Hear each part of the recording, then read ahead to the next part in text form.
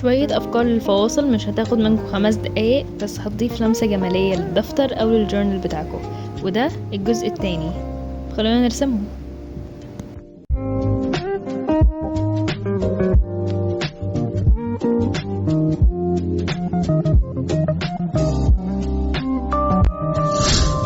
خلونا نبدأ على طول. وحابة اقول ان كل الفواصل اللي احنا هنرسمها في الفيديو ده ان شاء الله بسيطة جدا وسهل ان انتوا تفتكروها، فمش هتضطروا ترجعوا تاني لكراسة الرسم بتاعتكم عشان ترسموا منها. اول حاجة معانا هو عبارة عن دايرتين، بعديها دايرة وعليها دايرة كبيرة، وهكذا تكرروا الشكل ده لغاية ما تخلصوا الفاصل.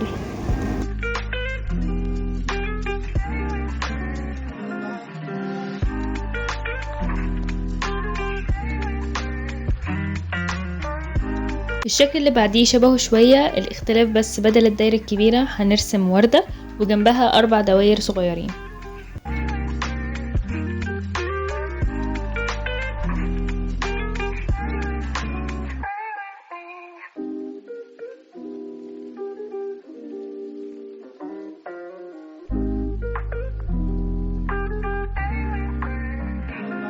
الشكل ده بس هنكرر O و X لغاية نهاية الفاصل.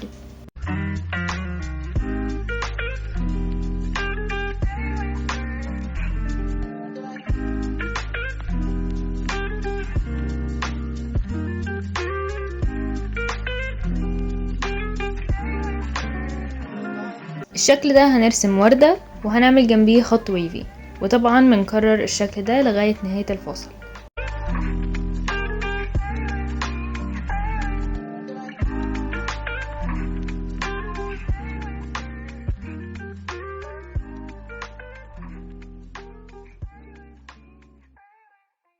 الشكل ده مختلف شوية، هنرسم مثلثات جنب بعض، مرة بالمعدول ومرة بالمقلوب.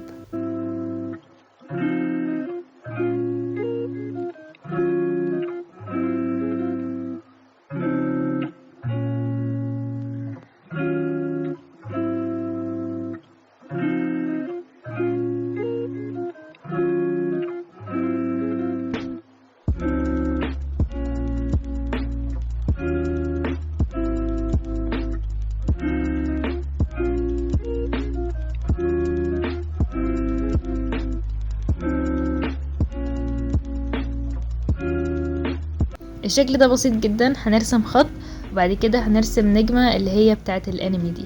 طبعا ممكن ترسموا اي شكل نجمة انتوا عايزينه.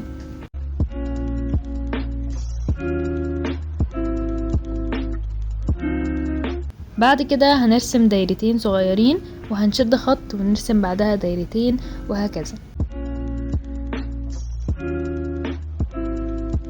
هنرسم في الشكل ده قلوب جنب بعض، مرة بالمعدول ومرة بالمقلوب، شبه المثلث اللي احنا رسمناه فوق.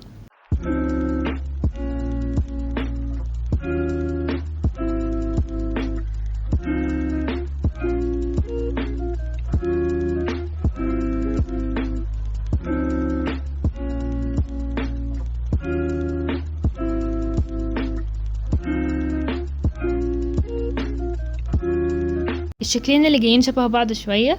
اول واحد هنعمل خط زجزاج، مش شرط طبعا يبقى مظبوط. بعد كده هنحط نقط في الفراغات اللي هي بين الخطوط.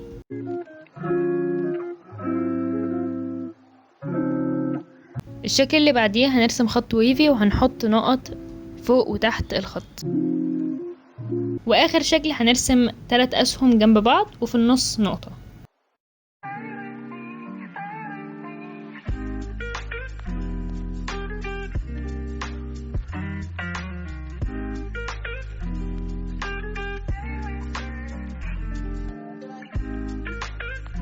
كل الاشكال اللي احنا رسمناها في الفيديو ده بسيطة جدا ومش هتاخد فعلا من وقتكم 5 دقايق، بس بتدي لمسة حلوة ولطيفة للدفتر والجورنال.